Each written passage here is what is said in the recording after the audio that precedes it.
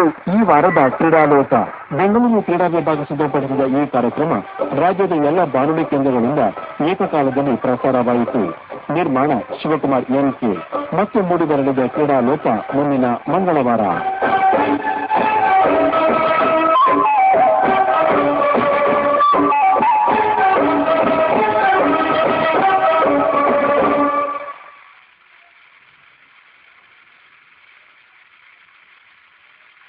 ये आकाशवाणी धारवाड़ गुलबर्गा है। हफ्तावार उर्दू प्रोग्राम शिराज़े गुल के सुनने वालों को हमारा प्यार भरा सलाम।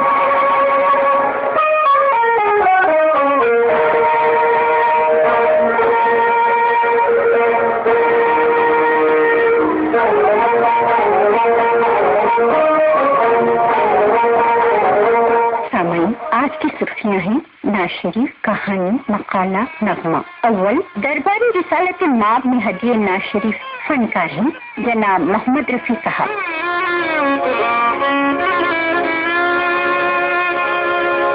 क्या मोहम्मद गम के मारे आए हैं दरबार में, या मोहम्मद गम के मारे आए हैं दरबार में, फूल अक़ीदत के पिरो कर आंसुओं के तार में।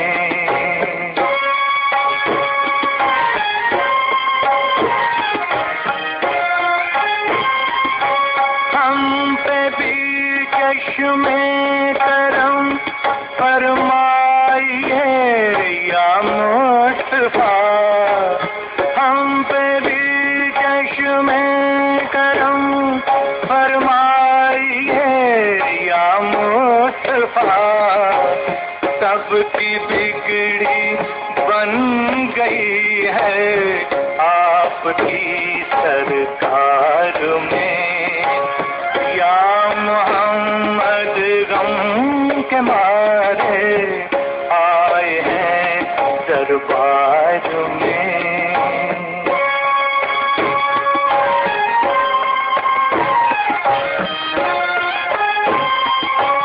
आपके जलवों ने दुनिया ही बदल दिया नबी, आपके बदल दिया नबी, कब से थी बेचैन आंखें हसरत दीदार में, या मोहम्मद गम के मारे आए हैं दरबार में।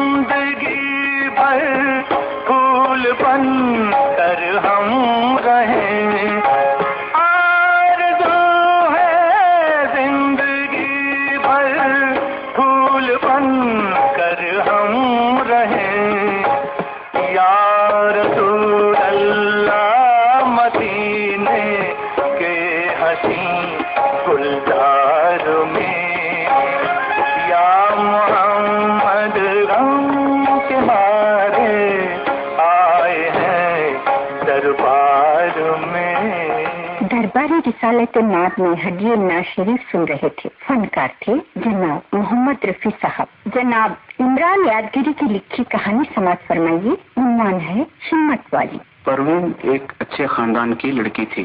इसके वालिद हैदर अली तहसीलदार ऑफिस में हेड क्लर्क थे।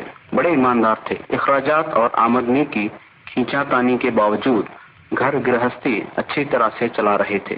एक लड़का, 2 लड़कियां, बीवी और बूढ़ी माँ के अलावा 2 ब्याही बहनें भी थी जो अक्सर भाई के घर आती थी और इन्हें कुछ न कुछ देकर ही ससुराल भेजना पड़ता था। परवीन बच्चों में सबसे बड़ी थी। छोटी बहन शाइस्ता 10वीं जमात में थी। اور بھائی وسیم 8ویں جماعت میں. ماں باپ کو اعلیٰ تعلیم دلانے کا شوق تھا اور بچے بھی بڑے ذہین تھے.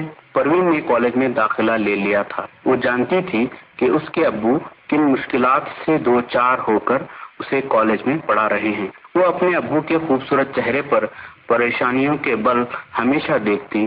امی زینت کیا کرتی؟ کم پڑھی لکھی تھی. پروین ہر وقت اپنے ماں باپ کے بوجھ کو بانٹنے کی کوشش کرتی رہتی. اس کا ارادہ تھا کہ وہ BA پاس کر کے سول سروس امتحان کی تیاری کرے اور افسر بنے. ایک دن پروین نے اپنے ابو سے کہا، پروین ابو آپ دیکھنا ایک دن میں سول سروس کی امتحان پاس کر کے افسر بنوں گی. حیدر علی بیٹی تم ضرور افسر بنو گی. پروین سنجیدہ ہو کر، ابو میں افسر بن کر آپ کا بوجھ ہلکا کروں گی. زینت بوجھ تو بیٹے بانٹتے ہیں، بیٹیاں تو خود ماں باپ پر بوجھ ہوتی ہیں. پروین منہ پھلا کر بولی، غلط سوچ ہے آپ کی. آپ دیکھیے گا میں ابو کا بوجھ کیسے بانٹتی ہوں. حیدر علی زینت سے مخاطب ہو کر، میری بیٹی میرے لیے بوجھ نہیں ہے اور تم آئندہ سے ایسی بات مت کرنا.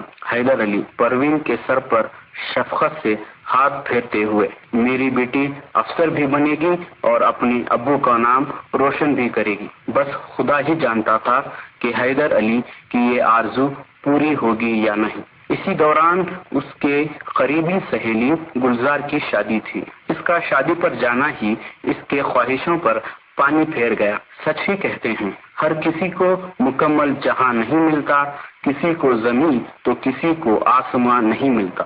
گلزار کے والد شہر کے نامور امیروں میں سے تھے. شادی کا انتظام بڑے ہوٹل میں کیا تھا. شہر کی بڑی بڑی ہستیاں وہاں موجود تھیں. پروین کو ان سب چیزوں سے کیا لینا دینا تھا؟ وہ تو بس اپنی سہیلی کی شادی میں اپنے ماں باپ کے ساتھ آ گئی. حسن اس نے ورثے میں پایا تھا. ذرا سا سج دھج جاتی تو سب کی آنکھوں کا نور بن جاتی. اس کی سادگی میں اتنا تھا کہ دولہے کے ساتھ آئے ہوئے اس کے عزیز دوست زید کی نظر اس پر پڑ گئی اور ایسی پڑی کہ واپس لوٹنا بھول گئی. زید ہوٹل مینجمنٹ کا کورس مکمل کر کے دبئی میں ملازمت کر رہا تھا. اچھی خاصی تنخواہ تھی. اس کے ساتھ اچھے عادات و اخلاق کا مالک تھا. اس کا خاندان بھی شہر کے نامور گھرانوں میں ایک تھا. وہ 2 سال کے بعد 2 مہینے کی چھٹی پر گھر آیا ہوا تھا. اسی دوران دوست کی شادی میں اس کا جانا ہوا. کہتے ہیں کہ اگر انسان کسی چیز کو سچے دل سے چاہے تو کائنات کی ہر شے اسے اس سے ملانے کے لیے لگ جاتی ہے. اور زید بھی پروین سے سچی اور پاک محبت کرتا تھا. شادی کے کچھ دنوں بعد زید نے اپنے دوست آصف کے ذریعے پروین کا پتہ لگا لیا. گھر میں زید کی امی زلیخا اور زید کی بڑی بہن عائشہ، جن کی شادی 5 سال پہلے ہو چکی تھی، انہیں ایک بیٹا بھی تھا. وہ زید کی اکیلی بہن تھے اور زید بھی اپنی امی کا اکیلا لاڈلا بیٹا تھا. عائشہ گورنمنٹ ہائی اسکول میں ٹیچر تھی. چائے پی رہی تھی اور اتفاق سے زید کی شادی کے تعلق سے شہر کے مالدار لڑکیوں کا ذکر کر رہے تھے. زید بھی ان میں شامل ہو گیا. تھوڑی دیر تو وہ سنتا رہا، پھر ہمت جٹائی اور بڑی بہن سے کہنے لگا، زید آپا میں نے لڑکی دیکھ رکھی ہے. عائشہ چونک کر، کیا کسی سے محبت کرتے ہو؟ زید نہیں. عائشہ پھر؟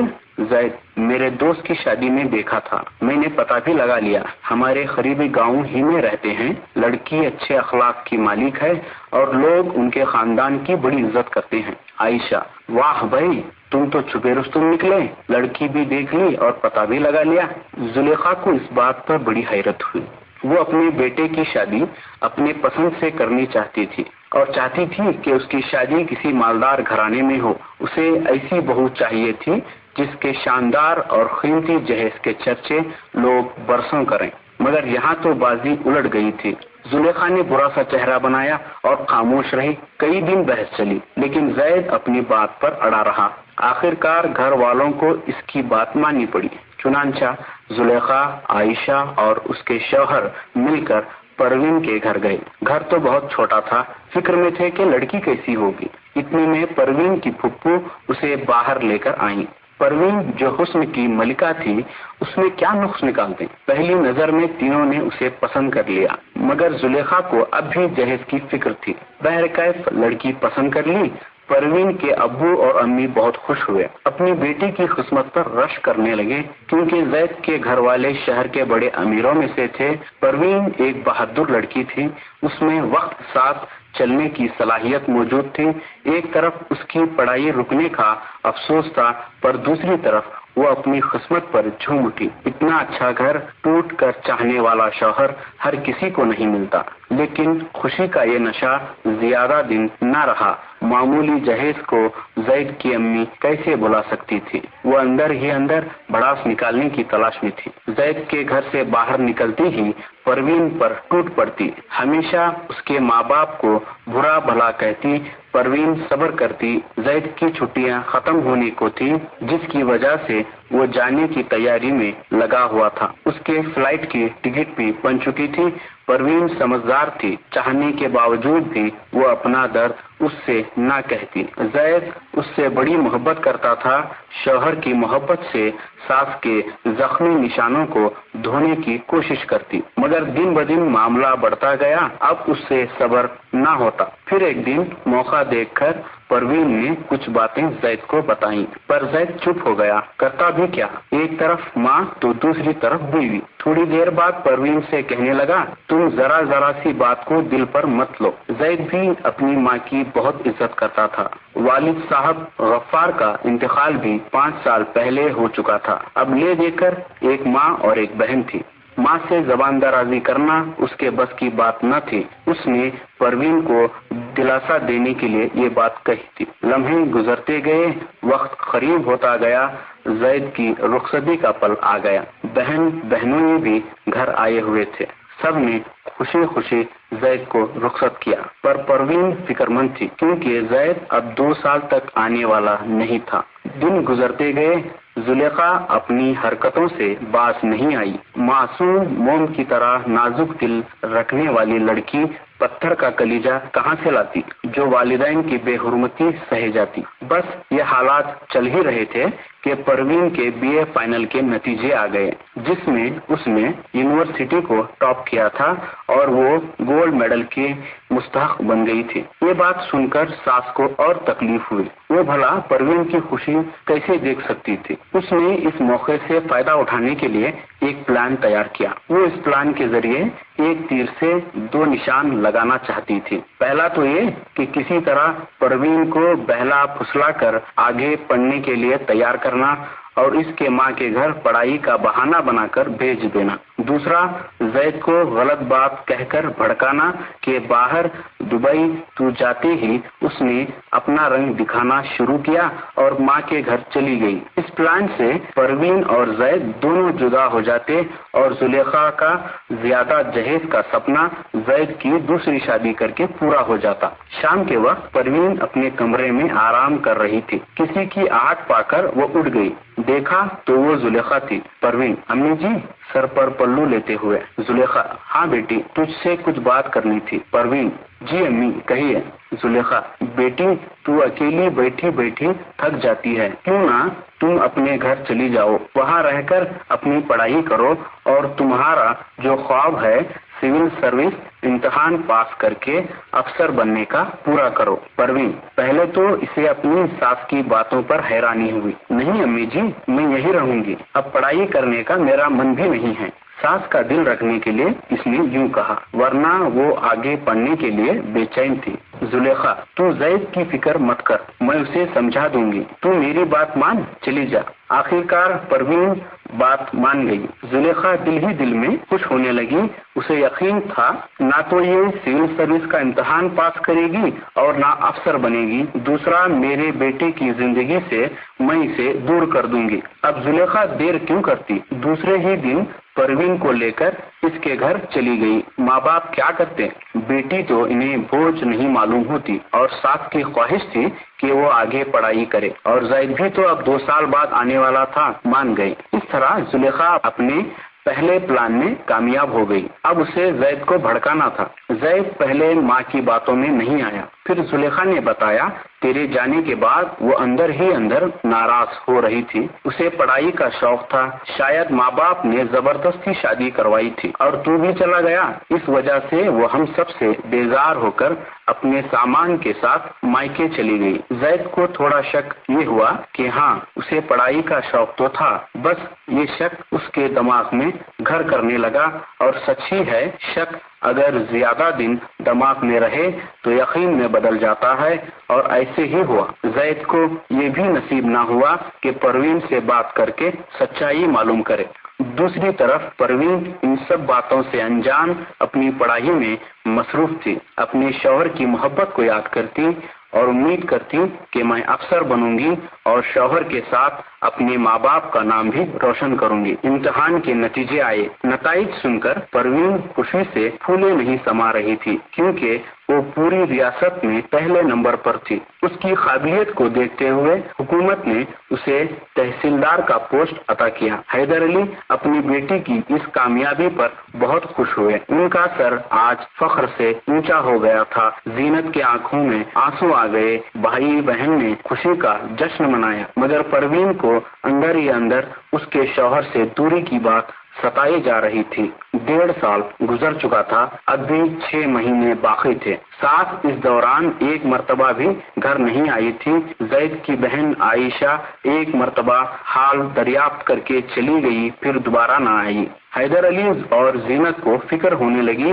تب پروین نے اپنی ساس کے بارے میں ان کو بتلایا. حیدر علی نے پروین کو صبر کرنے کو کہا، جب تیرے شوہر آئیں گے ہم بات کریں گے. ادھر زلیخا امیر لڑکیوں کی ایک فہرست بنا کر بیٹھی ہوئی تھی تاکہ بیٹے کی آتے ہی اس کی دوسری شادی کر دوں. پروین ان سب جھمیلوں سے بے خبر تھی. زید کی آنے کی خبر سن کر عائشہ گھر آئی ہوئی تھی. عائشہ کو بیسٹ ٹیچر ایوارڈ سے سرفراز کیا گیا تھا، جس کو لے کر شہر میں ٹیچرز ایسوسی ایشن نے مل کر اس کے اعزاز میں ایک فنکشن منعقد کیا تھا. عائشہ نے مناسب سمجھ کر زید اور ماں کو فنکشن میں آنے کی دعوت دے دی. بہن کی دعوت قبول کرتے ہوئے زید اور زلیخا دوسرے دن فنکشن جا پہنچے.